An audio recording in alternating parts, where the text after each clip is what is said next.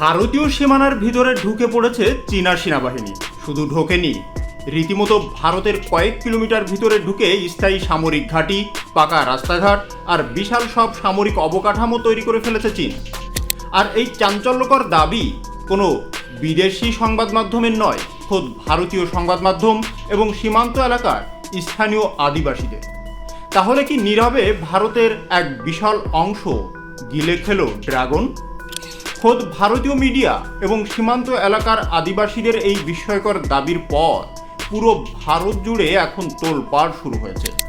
একদিকে স্থানীয়রা বুক ফেটে বলছেন তাদের বাপ দাদার ভিটেমাটি এখন চীনা সেনাদের দখলে, অন্যদিকে ভারতীয় সেনাবাহিনী সাফ জানিয়ে দিয়েছে এমন কিছুই ঘটেনি। তাহলে এই মুহূর্তে ভারত চীন সীমান্তে আসলে কি ঘটছে? কে বলছে সত্য আর কেই বা লুকাচ্ছে আসল ঘটনা? আন্তর্জাতিক আঙ্গিনার আজকের বিশেষ প্রতিবেদনে আমরা উন্মোচন করব এই সীমান্তের আসল রহস্য।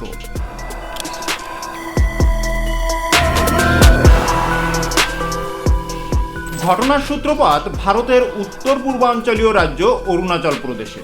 এই রাজ্যটিকে চীন বরাবরই নিজেদের ভূখণ্ড এবং দক্ষিণ তিব্বত বা জাংনাং বলে দাবি করে আসছে। আর এখানেই ঘটেছে মূল বিপত্তি। অরুণাচল প্রদেশের আপার সুবনাশিরের জেলার সীমান্তবর্তী অঞ্চলে বসবাসকারী ঐতিহ্যবাহী না আদিবাসী সংগঠন, যা না হওয়ার ফের সোসাইটি বা না ওয়েলফেয়ার সোসাইটি নামে পরিচিত, তারা এমন এক দাবি করে বসেছে যা ভারতের জাতীয় নিরাপত্তার ভিত নাড়িয়ে দেওয়ার জন্য যথেষ্ট।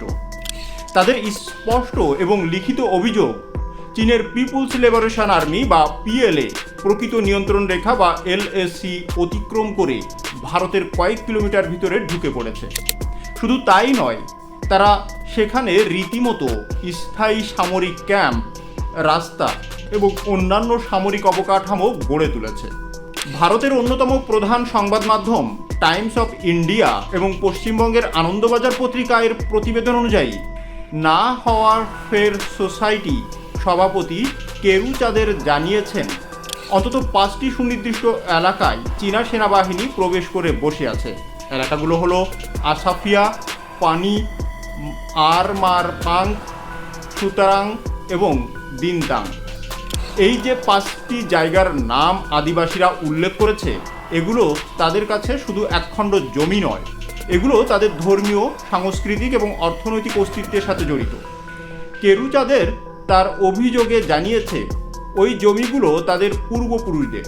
বহু প্রজন্ম ধরে এই আদিবাসীরা ওই এলাকাগুলোতে স্বাধীনভাবে ঘুরে বেড়িয়েছে, শিকার করেছে, বনের সম্পদ সংগ্রহ করেছে এবং গবাদি পশু চড়িয়ে জীবন ধারণ করেছে।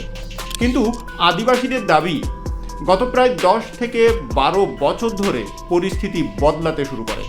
প্রথমে মাঝে মাঝেই চীনা সেনা ওই এলাকায় ঢুকতো এবং টহল দিয়ে চলে যেত, কিন্তু 2020 সালের গালওয়ান উপত্যকায় সংঘর্ষের পর থেকে চীনা সেনাবাহিনী এই এলাকাগুলোতে স্থায়ীভাবে অবস্থান নিতে শুরু করে। এরপর থেকে স্থানীয় আদিবাসীদের তাদের নিজেদের বাপদাদার জমিতে যাওয়া কার্যত অসম্ভব হয়ে পড়েছে। গত 6 বছর ধরে ওই সব এলাকায় কৃষিকাজ, পশুচারণ বা শিকার সম্পূর্ণভাবে বন্ধ করে দিতে বাধ্য হয়েছে তারা। স্থানীয়রা বিষয়টি নিয়ে রীতিমতো হতাশা এবং তীব্র ক্ষোভ প্রকাশ করেছেন।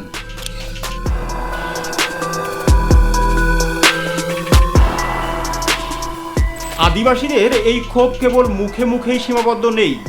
না হওয়া ফের সোসাইটি সম্প্রতি আপার সুবনশিরের জেলার ডেপুটি কমিশনারের কাছে একটি আনুষ্ঠানিক স্মারকলিপিও জমা দিয়েছেন। সেই স্মারকলিপিতে স্পষ্টভাবে বলা হয়েছে যে তামসি রাজত্ব সার্কেল এর আওতাধীন 5টি এলাকায় চীন ধীরে ধীরে তাদের নিয়ন্ত্রণ বিস্তার করে ফেলেছে। স্থানীয়দের দাবি, চীনা সেনাবাহিনী শুধু ক্যাম্প করেই ক্ষান্ত হয়নি, তারা সেখানে যাতায়াতের সুবিধার জন্য অত্যন্ত মজবুত এবং পাকা রাস্তাঘাট বানিয়েছে, ভারী সামরিক পরিকাঠামো তৈরি করেছে এবং কার্যত পুরো এলাকাটিকে নিজেদের একটি সুরক্ষিত দুর্গে পরিণত করেছে। এর ফলে স্থানীয় আদিবাসীদের জীবনযাত্রা মারাত্মকভাবে ব্যাহত হচ্ছে এবং দেশের সীমানা সংকুচিত হয়ে পড়েছে। কিন্তু প্রশ্ন হলো, এত বড় একটি ঘটনা যেখানে একটি দেশের সার্বভৌমত্ব সরাসরি হুমকির মুখে, সেখানে ভারত সরকারের বা সেনাবাহিনীর প্রতিক্রিয়া কি? আদিবাসী সংগঠনের এই বিস্ময়কর অভিযোগ প্রকাশ্যে আসার পর স্বাভাবিকভাবেই তীব্র প্রতিক্রিয়া দেখিয়েছে ভারতীয় সেনাবাহিনী। এক আনুষ্ঠানিক বিবৃতিতে ভারতীয় সেনা এই সমস্ত অভিযোগকে সম্পূর্ণ ভিত্তিহীন এবং কাল্পনিক বলে উড়িয়ে দিয়েছে।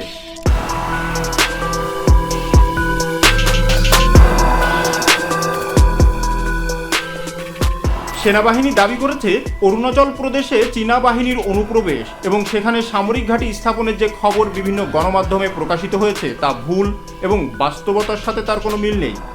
ভারতের 1 ইঞ্চি জমিও হাতছাড়া হয়নি এবং তারা সীমান্ত রক্ষায় সম্পূর্ণ প্রস্তুত। তবে সেনাবাহিনীর এই আশ্বাসে কিন্তু চিড়ে ভিজছে না খোদ ভারতীয় রাজনীতিবিদদেরই। এই বিষয়টি নিয়ে গভীর উদ্বেগ প্রকাশ করেছে স্থানীয় বিধায়ক নাকাব নালো। তিনি বলছেন, এটি জাতীয় নিরাপত্তার সাথে জড়িত একটি অত্যন্ত স্পর্শকাতর বিষয়, তাই এই অভিযোগগুলোর একটি নিরপেক্ষ এবং আনুষ্ঠানিক তদন্ত হওয়া প্রয়োজন। এখন প্রশ্ন উঠছে, যদি আসলেই কিছু না ঘটে থাকে তবে কেন আদিবাসীরা এত জোর দিয়ে সুনির্দিষ্ট জায়গার নাম উল্লেখ করে অভিযোগ করছেন? যারা বংশানুক্রমে এই দুর্গম এলাকায় বসবাস করছেন তারা তো তাদের চারপাশের ভূখণ্ড সবচেয়ে ভালো চেনেন। তাদের চোখে পড়া এই পরিবর্তনগুলো কি কেবলই তাদের কল্পনা? আর যদি ঘটনা সত্যি হয়ে থাকে তবে সেনাবাহিনী কেন তা অস্বীকার করছে?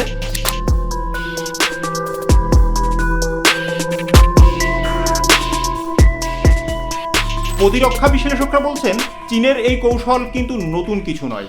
একে সামরিক পরিভাষায় বলা হয় সালামি স্লাইসিং, অর্থাৎ একেবারে বড় কোনো যুদ্ধ বা আক্রমণ না করে আন্তর্জাতিক মহলের নজর এড়িয়ে ধীরে ধীরে একটু একটু করে অন্যের জমি দখল করা।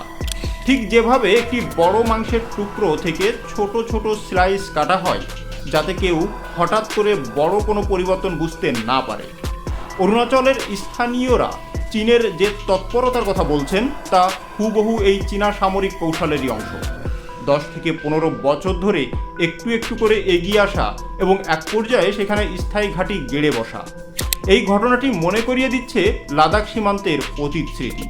এর আগেও যখন লাদাখ সীমান্তে ঠিক একই ধরনের অভিযোগ উঠেছিল, সে সময়ও লাদাখের স্থানীয় পশুপালকেরা দাবি করেছিলেন যে চীনা সেনারা ভারতীয় ভূখণ্ডে প্রবেশ করে তাদের পশু চরাতে বাধা দিচ্ছে। তখনও ভারত সরকার এবং সেনাবাহিনীর পক্ষ থেকে আনুষ্ঠানিকভাবে বলা হয়েছিল যে ভারতের 1 ইঞ্চি জমিও চীনের দখলে যায়নি। কিন্তু পরবর্তীতে বিভিন্ন আন্তর্জাতিক সংবাদ মাধ্যম এবং স্যাটেলাইট ইমেজে দেখা যায় লাদাখের বিস্তীর্ণ বাফার জোন এবং পেট্রোলিং পয়েন্টগুলো তো কার্যত চীনা বাহিনীর নিয়ন্ত্রণে চলে গেছে। এখন অরুণাচল প্রদেশের ক্ষেত্রেও সেই কি একই ইতিহাসের পুনরাবৃত্তি ঘটছে? লাদাখের মতো অরুণাচলেও কি সত্যি গোপন করা হচ্ছে কিছু?